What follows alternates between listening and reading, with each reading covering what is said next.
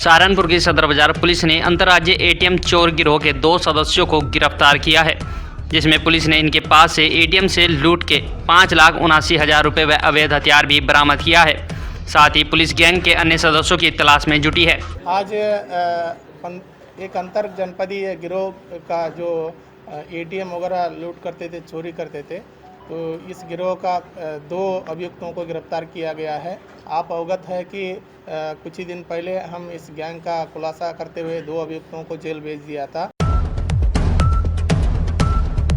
सहारनपुर में आज doctor S Channappa, वरिष्ठ पुलिस अधीक्षक सहारनपुर द्वारा रिजर्व पुलिस लाइन में परेड की सलामी ग्रहण करने के पश्चात पुलिस बल की परेड ड्रिल यूपी 112 के वाहनों का निरीक्षण के साथ साथ पुलिस लाइन की बैरक, कैंटीन संचालित मेस के खाने की गुणवत्ता, गैस गोदाम, RTC, mess barrack, UP 112 control room सहित अन्य शाखाओं का निरीक्षण कर संबंधित को आवश्यक दिशा निर्देश दिए गए।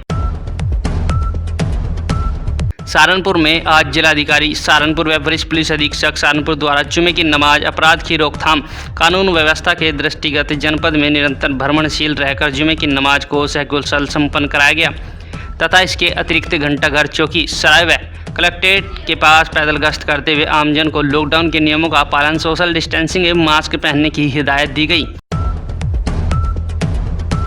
सहारनपुर में किशनपुरा में अतिक्रमण अभियान चलाया गया, जिसमें दुकानों के बाहर कर रहे अतिक्रमण को जेसीबी द्वारा तोड़ा गया। साथ ही साथ अतिक्रमण कर रहे लोगों को चेतावनी दी गई कि अगर कोई भी अतिक्रमण करता पाया गया तो उसके खिलाफ सख्त कार्रवाई की जाएगी।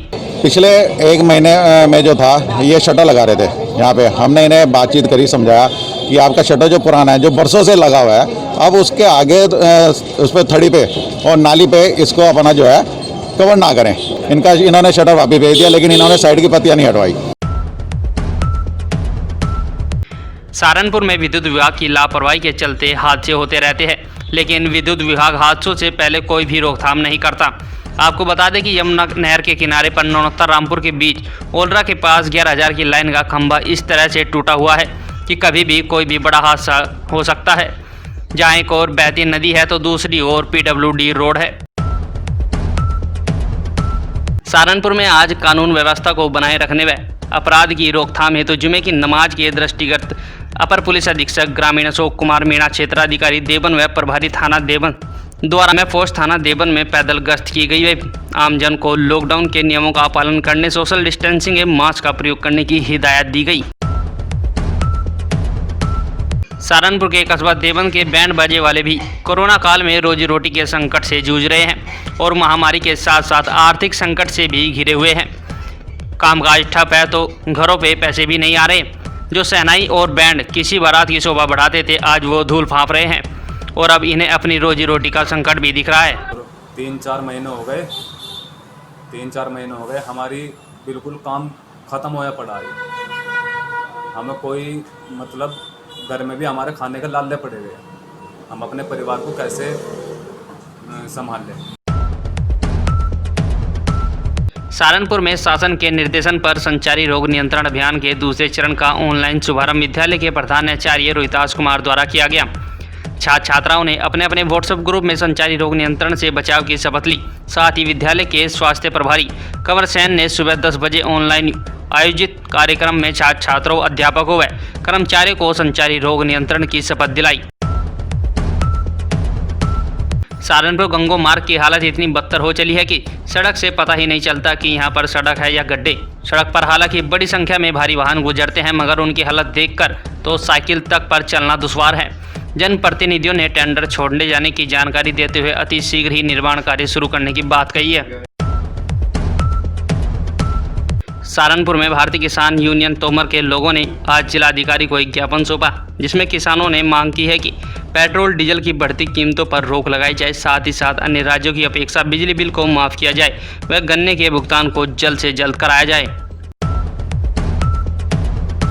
सहारनपुर में भारतीय किसान यूनियन अम्बावत के लोगों ने आज जिलाधिकारी के माध्यम से महामहिम राष्ट्रपति को एक ज्ञापन सौंपा, जिसमें किसानों ने मांग की है कि पेट्रोल डीजल की बढ़ती कीमतों पर रोक लगाई जाए। साथ ही साथ अन्य राज्यों की अपेक्षा बिजली बिल को माफ़ किया जाए व गन्ने के भुगतान को जल्द से जल्द कराया जाए। साथ ही साथ स्कूल द्वारा ली जा रही बच्चों की अधिक फीस पर जाँच की जाए। आज पेट्रोल डीजल के बड़े दामों को वापस लिया जाए। जो स्कूल है, जैसे सरस्वती विहार है, पाइनवुड है, बच्चों पर, अभिभावकों पर दबाव बना रहे हैं, उनके रिपोर्ट कार्ड नहीं दे रहे। इनकी जांच कराई जाए।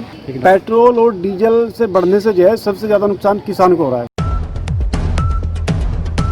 सहारनपुर में उत्तर प्रदेश कमेटी के लोगों ने जिलाधिकारी से मिलकर एक ज्ञापन सौंपा, जिसमें उनकी मांग है कि अल्पसंख्यक विभाग के प्रदेश अध्यक्ष बीजेपी सरकार द्वारा झूठे मुकदमों में फंसाकर जेल भेजा गया है, जिसमें उनका कहना है कि बीजेपी सरकार में दलितों का शोषण हो रहा है। आज हम आदरणीय जिलाधिकारी महोदय को ज्ञापन दे रहे हैं। हमारे जो प्रदेश चेयरमैन है अल्पसंख्यक विभाग के, उन्हें भारतीय जनता पार्टी की सरकार ने, जो दमनकारी सरकार है, उन्होंने फर्जी मुकदमे लगाकर, यह कौन सा कानून है? अगर कोई आदमी अपनी आवाज़ उठाना चाहता है। सहारनपुर में अभिभावक संघर्ष समिति द्वारा हकीकत नगर धरना स्थल पर धरना प्रदर्शन किया गया, जिसमें अभिभावकों की मांग है कि लॉकडाउन के दौरान वह लोग अपने घरों में रहे, जिस कारण वह आर्थिक तंगी से गुजर रहे हैं, तो ऐसे में वह अपने बच्चों की फीस कहां से दे, जिसमें उन्होंने सरकार से बच्चों की फीस माफ़ करने की मांग की है। कोविड-19 में आर्थिक तंगी का दौर वास्तु जारी है। आज हम लोगों ने स्कूल फीस माफी के लिए जो संघर्ष लगातार पूरे देश, पूरे भारत में चलने का काम हो रहा है, लेकिन कोई अधिकारी, कोई प्रशासनिक अधिकारी या नेता हमारी बात सुनने का काम नहीं कर रहे हैं। सहारनपुर में विश्व हिंदू परिषद के मठ मंदिर परिसर के लोगों ने जिलाधिकारी से मिलकर एक ज्ञापन सौंपा, जिसमें उन्होंने सरकार से मांग की है कि कोरोना काल में उनके ऊपर रोजी रोटी का संकट आ गया है, जिस कारण सरकार उनके लिए भी कोई व्यवस्था करे, जिससे कि वह भी अपनी जीविका को चला सके।